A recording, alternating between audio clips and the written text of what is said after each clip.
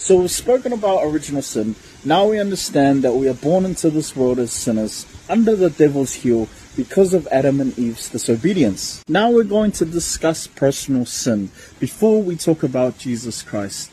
And as I've always said, don't believe what I say. Go out and figure it out for yourselves. Ask the Holy Spirit to guide you into all truth if that's what you're genuinely seeking. Now, personal sin is pretty self-explanatory in its name.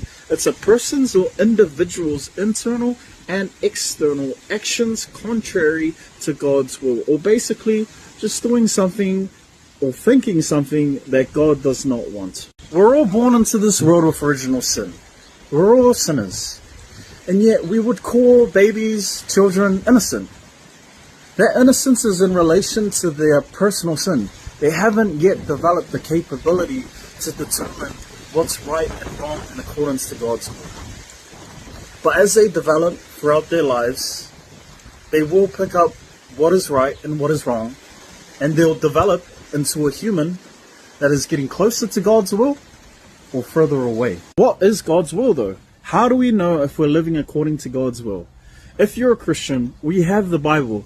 We have the New Testament, where Jesus comes along and decrees the royal law, which we'll talk about in the next video. But we also have a time in the Old Testament where people only had Moses' law to follow, the Mosaic law. And from that law, they had 613 laws that you had to follow in order to meet God's standard, God's will.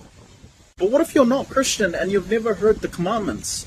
Well, St. Paul in the Bible, Romans chapter 2 verses 14 and 15 basically says that God created everyone with God's law in their hearts, and their conscience will bear witness to their actions by either accusing or defending them according to God's will. Simply, God created everyone with a conscience. You have no excuse to not be able to determine what is right and what is wrong. Hopefully we can now see that we're all sinners. We're all born into this world with original sin.